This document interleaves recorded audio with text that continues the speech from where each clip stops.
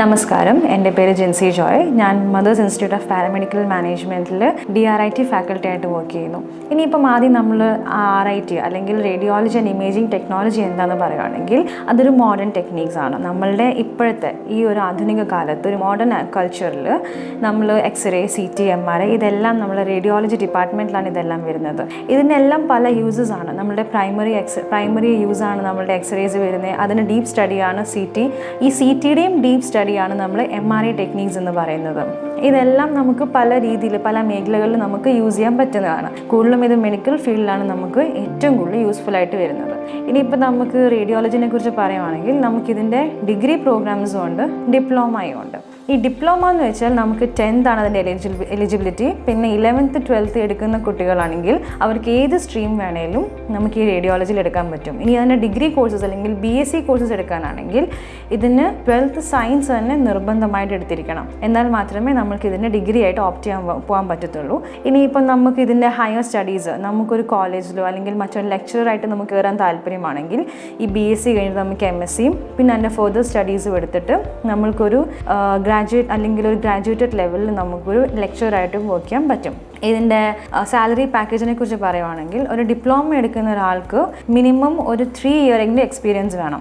അതേപോലെ തന്നെ ഡിഗ്രിക്കകത്ത് എടുക്കുന്ന ഒരാൾക്ക് ഒരു 1 year എക്സ്പീരിയൻസ് ആയാലും മതി. കാരണം ഇതിൻ്റെ ബേസിക് ഡിഫറൻസ് എന്താണെന്ന് വെച്ചാൽ ഡിപ്ലോമ പഠിക്കുമ്പം അതിൻ്റെ ബേസിക്കും ടെക്നീക്സുമാണ് കൂടുതലും നമ്മൾ ഫോക്കസ് ചെയ്യുന്നത്. പക്ഷെ അതേസമയം നമ്മൾ അതിൻ്റെ ഡിഗ്രി ബേസിസ് നോക്കുമ്പം തിയറിയും അതിൻ്റെ ടെക്നീക്സും പ്രാക്ടിക്കൽസും എല്ലാം ഒരേ വെയിറ്റേജിലാണ് നമ്മളതിനെ നോക്കുന്നതും ഒരേ വെയിറ്റേജിലാണ് നമ്മളതിനെ പഠിക്കുകയും ചെയ്യുന്നത്. അതുകൊണ്ടാണ് നമ്മൾ ഡിപ്ലോമ എടുക്കുന്ന ഒരാൾക്ക് 3 year എക്സ്പീരിയൻസ് ഉണ്ടെങ്കിലും ഡിഗ്രി എടുത്ത ഒരാൾക്ക് 1 year എക്സ്പീരിയൻസ് ഉണ്ടെങ്കിലും അവർക്ക് സെയിം സാലറി പാക്കേജാണ്.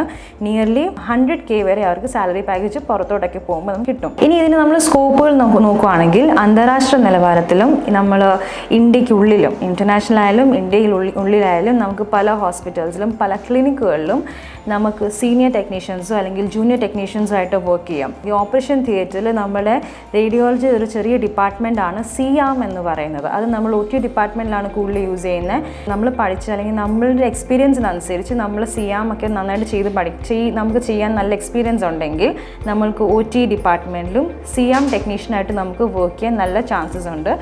നല്ല ഇൻകമാണ് നമുക്ക് ഉണ്ടാകുക. സീനിയർ ടെക്നീഷ്യൻസ് ആയിട്ട് വർക്ക് ചെയ്യുമ്പം ആ ഒരു ഡിപ്പാർട്ട്മെൻറ്റ് ഫുള്ളും നമ്മൾ ഹാൻഡിൽ ചെയ്യേണ്ടി വരും. നമ്മളുടെ ജൂനിയേഴ്സ് നമ്മളുടെ അണ്ടറിൽ വരുന്ന എല്ലാം ജൂനിയേഴ്സും നമ്മളുടെ അണ്ടറിൽ വരുന്ന ഫ്രഷേഴ്സും കാണും. ഈ ഫ്രഷേഴ്സിനെ നമ്മൾ ട്രെയിൻ ചെയ്ത് നമ്മൾ സീനിയർ ടെക്നീഷ്യൻസ് ആയിട്ട് വർക്ക് ചെയ്യുമ്പം നമ്മളുടെ ആ ഒരു പൊസിഷൻ അവിടെ നിന്ന് കഴിയുമ്പം അവരെ നമ്മൾ ട്രെയിൻ ചെയ്ത് നമ്മൾക്ക് അവരെയും മുന്നോട്ട് കൊണ്ടുവരാൻ പറ്റുന്ന ഒരു കോഴ്സാണ് നമ്മൾ റേഡിയോളജി ഇമേജിംഗ് എന്ന് വെച്ചാൽ. ഇനിയിപ്പം നമ്മൾ റേഡിയോളജി പഠിക്കാൻ ആഗ്രഹിക്കുന്ന ഒരാളാണെങ്കിൽ പെട്ടെന്ന് ഡൗട്ട് കാണും, ഇതിനകത്ത് എന്തൊക്കെ പഠിക്കാൻ കാണും, എന്തൊക്കെ കാണത്തില്ല എന്നൊക്കെ നമ്മൾ ഭയങ്കര ഡിലമാസിലൊക്കെ വരാറുണ്ട്. നമുക്ക് കുറച്ച് കെയോട്ടിക് സിറ്റുവേഷൻസ് ഒക്കെ ഉണ്ടാകും. നമ്മൾ കൺഫ്യൂസ്ഡ് ആകും, എന്തൊക്കെ പഠിക്കണം എന്തൊക്കെ പഠിക്കാൻ പാടില്ല. ഇതിനകത്ത് ആദ്യം നമ്മൾ പഠിക്കുന്നത് ബേസിക് ഹ്യൂമൻ അനാറ്റമി ആൻഡ് ഫിസിയോളജിയാണ്. ഹ്യൂമൻ അനാറ്റമി ആൻഡ് ഫിസിയോളജി എന്ന് വെച്ചാൽ നമ്മളൊരു ഹ്യൂമൻ ബോഡിയിൽ എന്തെല്ലാം ഓർഗൻസ് ഉണ്ട്, ആ ഓർഗൻസ് എവിടേക്കാണ് സ്ഥിതി ചെയ്യുന്നത്, അതിൻ്റെ ഫങ്ഷൻസ്, ഇനി ആ ഫങ്ഷൻസിനകത്തുണ്ടാകുന്ന മറ്റ് പ്രക്രിയകൾ എന്താണ്, നമ്മളുടെ ബോഡി ആ ഫങ്ഷൻസ് കൊണ്ട് എങ്ങനെയാണ് നിലനിൽക്കുന്നത്, ഇതാണ് നമ്മൾ ഹ്യൂമൻ അനാറ്റമി ആൻഡ് ഫിസിയോളജിക്കകത്ത് പഠിക്കുന്നത്. പിന്നെ നമ്മൾ പഠിക്കുന്നതിൻ്റെ മോഡേൺ ടെക്നീക്സ് ആയ CT, MRI, ഫ്ലൂറോസ്കോപ്പി ഇതൊക്കെയാണ് നമ്മൾ പഠിക്കുന്നത്. ഇതിൻ്റെ ബേസിക് ടെക്നീക്കാണ് അല്ലെങ്കിൽ നമ്മുടെ എക്സ്റേയുടെ ബേസിക് ആണ് DR-ഉം CR-ഉം. നേരത്തേക്ക് അത് മാനുവൽ ആയിരുന്നു. പിന്നെ നമ്മൾക്ക് വരുന്നതാണ് ഇതിൻ്റെ ഓരോ ടെക്നീക്സ്, നമ്മൾ ഓരോ പൊസിഷനിങ്, നമ്മളൊരു പേഷ്യൻറ്റിനെ ഓരോ രീതിയിൽ നമ്മൾ പൊസിഷൻ ചെയ്യും. ആ പൊസിഷനിങ് ആണ് നമ്മൾ പഠിക്കുന്നത്. പിന്നെ ഇതിൻ്റെ പ്രാക്ടിക്കൽസിൽ പോകുമ്പോഴും നല്ല സ്കിൽ ഡെവലപ്മെൻറ്റ് നമുക്ക് ചെയ്യാൻ പറ്റുന്ന ഒരു ഡിപ്പാർട്ട്മെൻറ്റാണ് ഈ റേഡിയോളജി ആൻഡ് ഇമേജിംഗ് ടെക്നീക്ക് എന്ന് വെച്ചാൽ.